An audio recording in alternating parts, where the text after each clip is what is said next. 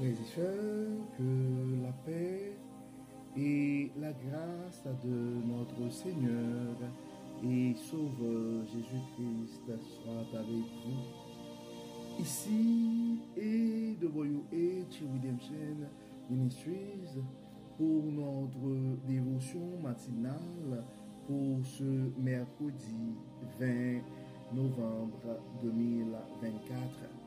Toujours dans la mission de vous accompagner journée après journée, réveil après réveil, matinée après matinée, sur le chemin du royaume de Dieu.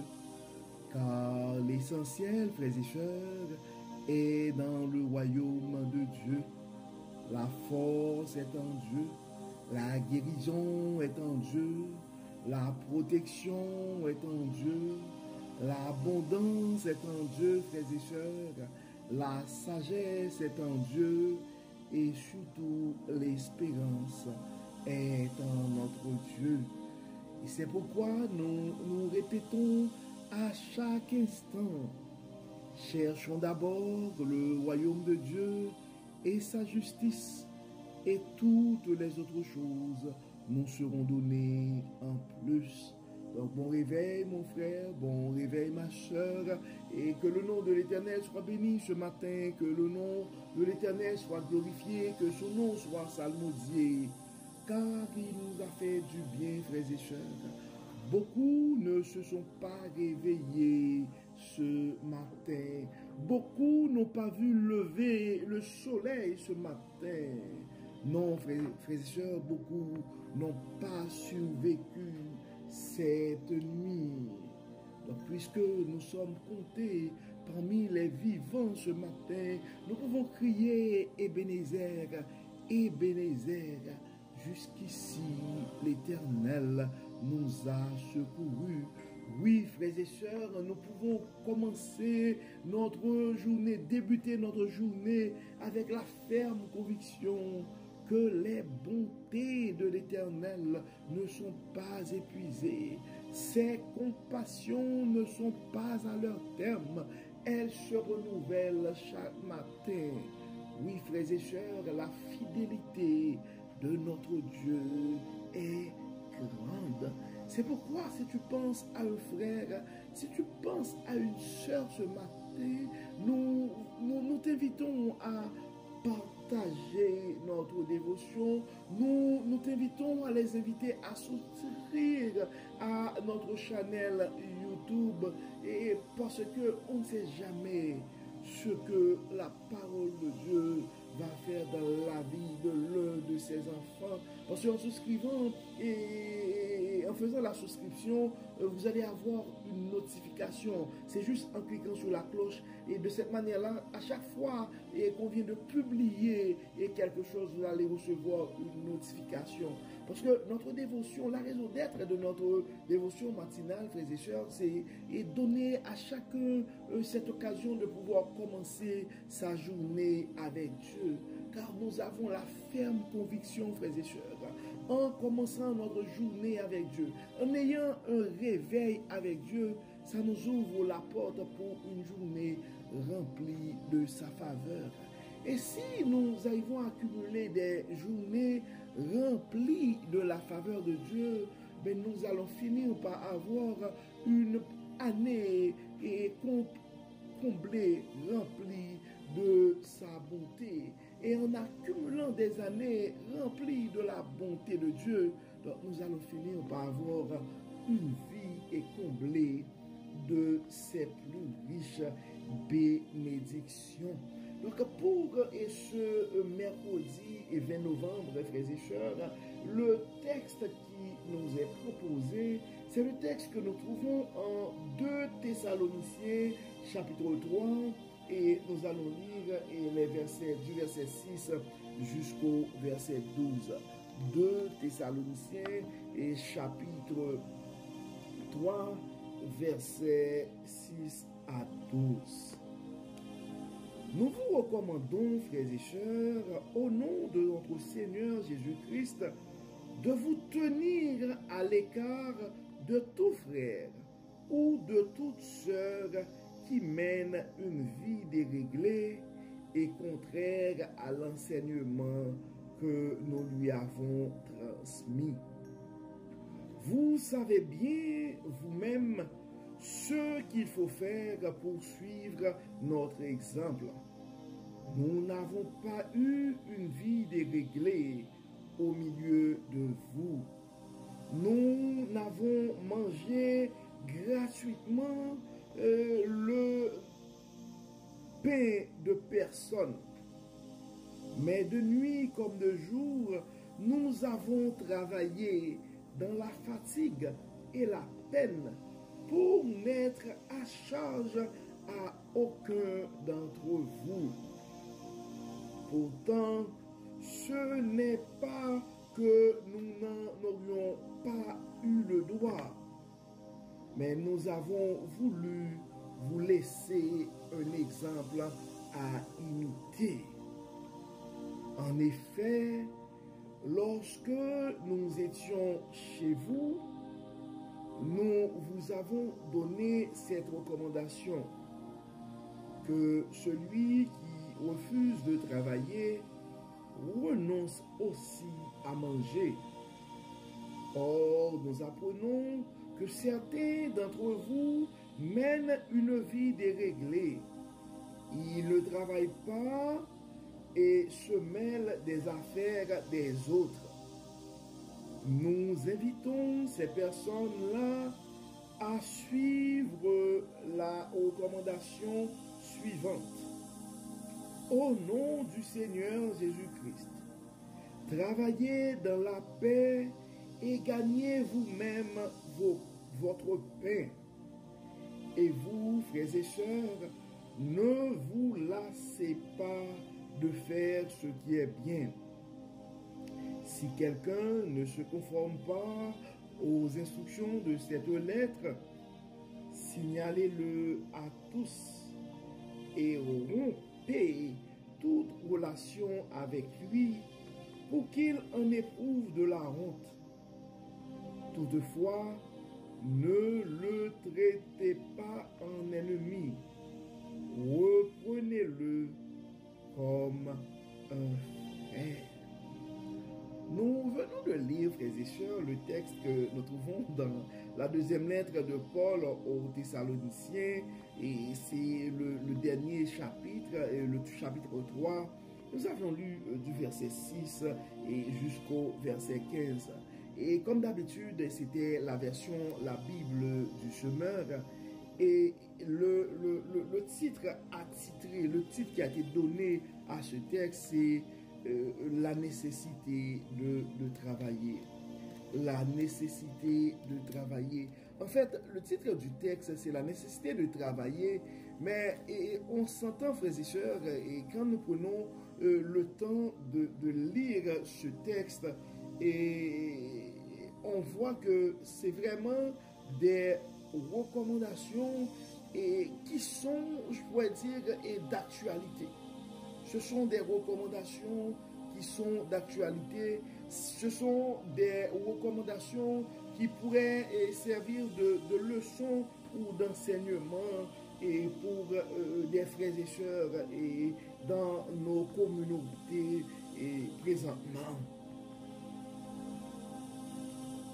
C'est pourquoi nous n'arrêtons pas de remercier Dieu pour sa bonté, parce que Dieu a une certaine manière à travers ce ministère de nous révéler sa sagesse.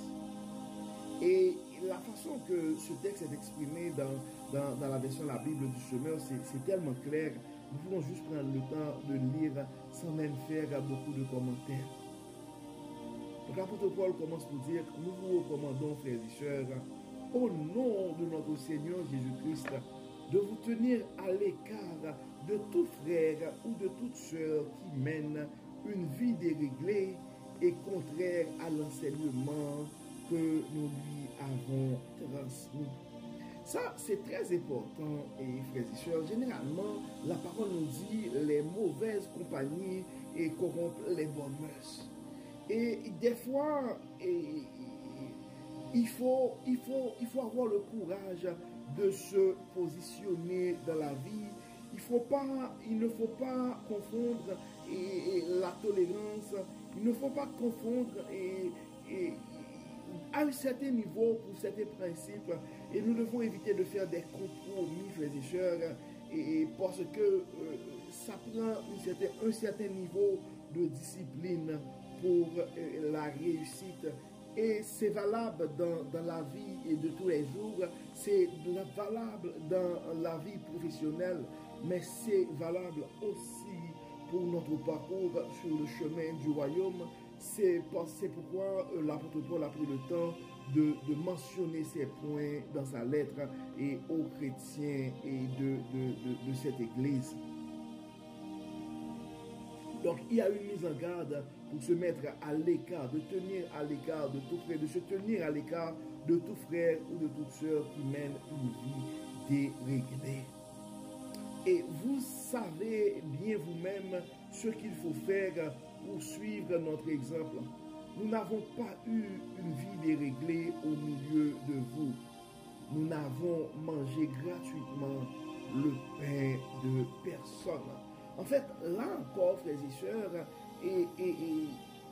c'est clair dans la Bible, et même à Genèse, et après que Adam a été expulsé du jardin, Dieu avait dit à Adam qu'il devrait manger à la sueur de son front. Donc, on s'entend, frères et sœurs, et ce serait une illusion. On ne peut pas imaginer ou espérer une vie heureuse si nous pensons que nous allons manger gratuitement le pain de personne. Et nous devons éviter aussi tout comportement qui pourrait nous porter et à croire que l'intelligence est l'équivalent de pouvoir manger gratuitement et le pain des autres. Et donc l'apôtre Paul continue dans le verset 8 pour dire, mais de nuit comme de jour, nous avons travaillé. Oui, et il y a une certaine fierté dans le travail. Nous avons travaillé, l'apôtre Paul dit, dans la fatigue et la peine, pour n'être à charge à aucun d'entre vous. Donc l'apôtre Paul qui parle, mais de nuit comme de jour, nous avons travaillé dans la fatigue et la peine pour n'être à charge à aucun d'entre vous. Pourtant, ce n'est pas que nous n'aurions pas eu le droit, mais nous avons voulu vous laisser un exemple à imiter. C'est un texte, frères et sœurs, que je ne veux pas rentrer dans...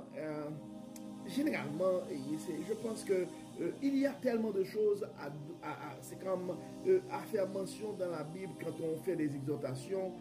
Essayez de critiquer, et j'aime pas ça particulièrement des autres leaders. Mais ce texte-là, quand même, j'ai senti une poussée, puis je vais essayer de façon la plus correcte que possible et formuler ces commentaires. En fait, à travers ce que nous venons de lire ici dans le 2 Thessaloniciens et 3, verset 9, l'apôtre Paul dit, pourtant, ce n'est parce que nous n'aurions pas eu le droit, mais nous avons voulu vous laisser un exemple à imiter. Donc, en fait, et pour le témoignage de l'Église, je comprends que ça prend des fois de l'argent pour faire marcher l'œuvre de Dieu. Je comprends et que en tant que servante et serviteur, nous devons contribuer dans l'œuvre du Seigneur. Et en fait, des fois, c'est vrai, pour la réalisation de certains projets, donc nous devons mobiliser nos frères et sœurs, nous devons les motiver à contribuer dans l'œuvre de Dieu. Mais à travers le texte que nous venons de lire dans le verset 9 de la deuxième lettre de Paul dans le chapitre 3 aux Thessaloniciens, nous devons faire un effort pour que ça puisse se faire non seulement avec une certaine élégance, mais nous devons faire un effort aussi pour éviter toute forme, je pourrais dire, de présomption.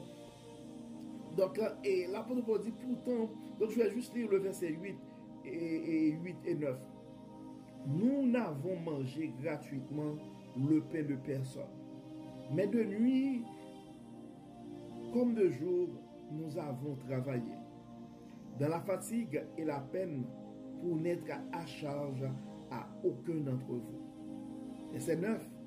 Pourtant, ce n'est pas que nous n'en aurions pas eu le droit, mais nous avons voulu vous laisser un exemple à imiter. C'est une question d'éthique. Donc l'apôtre Paul voulait faire les choses avec une certaine élégance.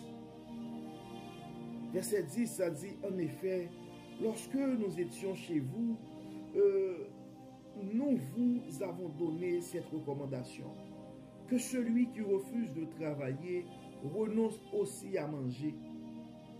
Or, nous apprenons que certains d'entre vous mènent une vie déréglée.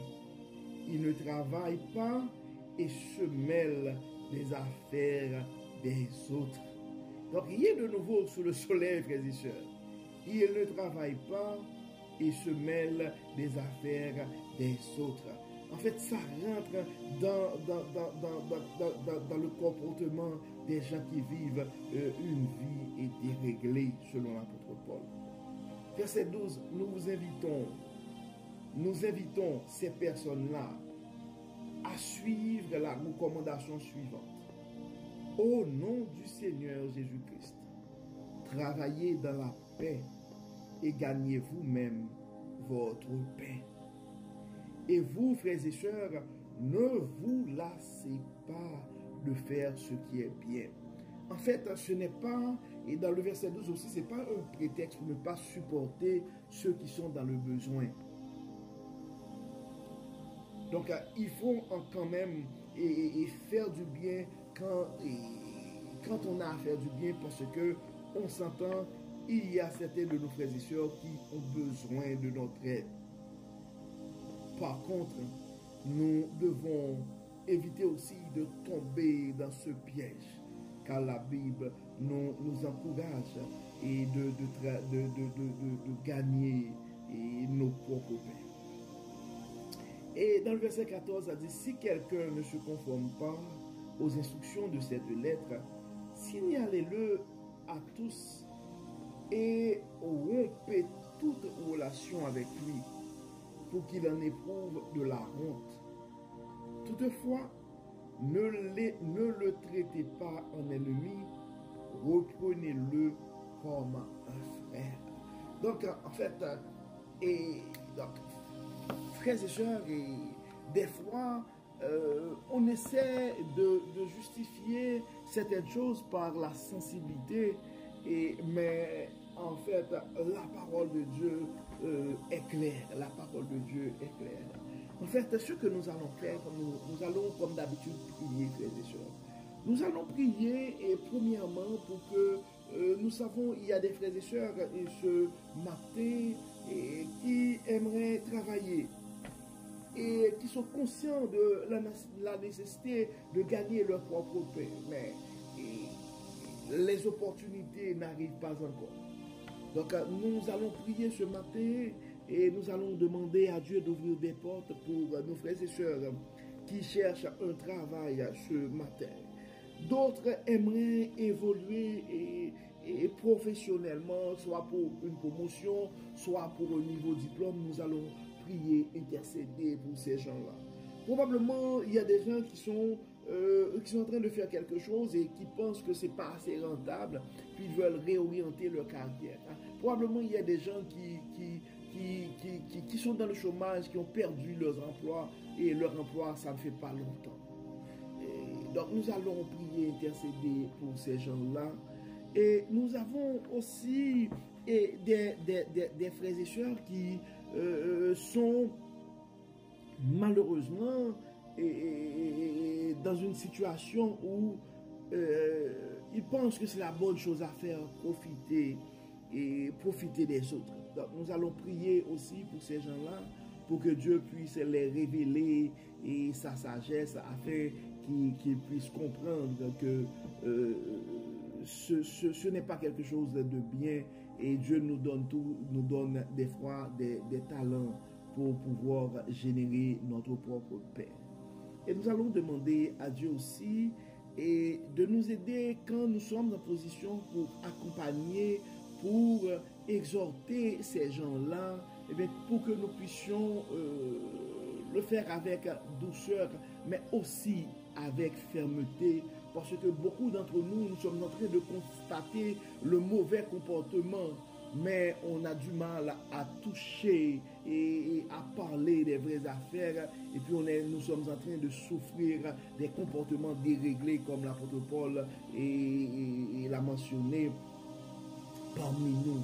Donc nous allons prier ce matin. Prions Dieu.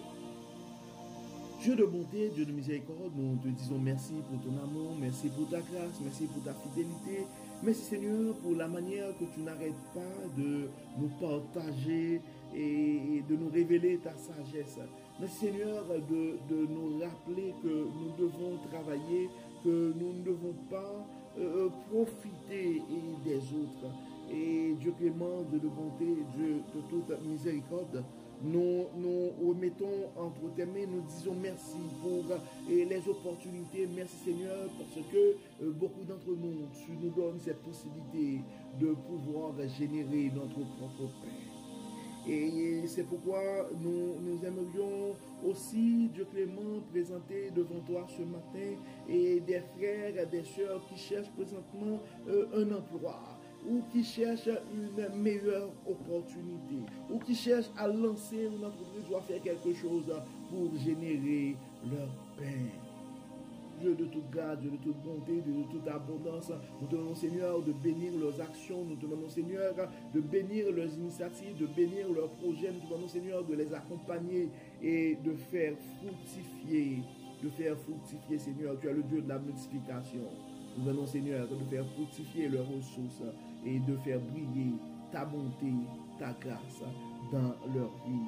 Dieu clément, nous remettons aussi entre tes mains et des frères ou des sœurs qui ne sont pas conscients de la gravité des choses et qui pensent que ce serait une bonne chose de profiter des autres. Nous te demandons, Dieu clément, de les révéler et ta sagesse et de les révéler aussi des talents que tu as mis en eux afin qu'ils puissent produire eux-mêmes et leur pain. Et que permets, Seigneur, que ces gens daignent les bénir, Seigneur, de ta plus grande bénédiction. Et permet que ces gens puissent devenir, et dans les années à venir, une source de bénédiction aussi pour les gens qui les entourent. Il y a d'autres qui ne sont pas capables de travailler présentement, c'est à cause de la maladie. Dieu de toute grâce, Dieu de toute bonté, Dieu de toute miséricorde, nous demandons de toucher nos malades. Nous avons des frères et sœurs qui probablement présentement aimeraient passer un examen. Nous demandons de les soutenir, de les assister. D'autres probablement c'est une promotion. D'autres sont en train de déposer des CV, de faire des contacts pour faire marcher, pour faire bouger les choses. Dieu de toute espérance, Dieu de toute opportunité, Dieu de toute bonté, Dieu de toute grâce, Dieu de toute fidélité, Dieu de toute abondance. Nous remettons ces frères et sœurs entre tes mains. Nous demandons, Seigneur, d'accorder un témoignage à ces frères et sœurs et de les révéler que tu es vraiment le Dieu de toute bonté, le Dieu de toute abondance, le Dieu fidèle. Viens, Seigneur, dans nos vies. Enlève-nous tout ce qui n'est pas de toi, toute forme d'arrogance. Et enlève-nous, Dieu Tout-Puissant, à comprendre que nous ne sommes pas tous au même niveau sur le chemin du royaume. Et nos frères et sœurs qui probablement ont du mal à mettre en application leurs talents, que nous puissions les accompagner, les aider pour qu'ils puissent eux autres arriver un jour à produire leur pain. Dieu de bonté, Dieu de grâce, assiste-nous. Guide-nous, protège-nous, accorde-nous l'humilité, la sagesse, la douceur. Et donne-nous aussi, Seigneur, le courage de pouvoir changer les choses que tu nous donnes la possibilité de changer. Assiste-nous, Dieu clément. Guide-nous, protège-nous, libère-nous de toute forme d'esclavage mental, de toute forme de péché, de toute forme d'addiction, de toute forme de paresse. Bénis, Seigneur. Guéris, Seigneur. Protège, Seigneur. et que tout soit fait dans nos vies pour la gloire de ton nom. Au nom de Jésus. Amen. Amen. Frères et sœurs, nous arrivons au terme de notre dévotion pour ce mercredi 20 novembre 2024. Nous espérons que votre âme a été bénie et d'ici là, nous vous souhaitons une excellente journée sous le regard du Dieu Tout-Puissant. Que le Seigneur nous bénisse, que le Seigneur nous accorde sa paix et sa grâce. Au nom de Jésus.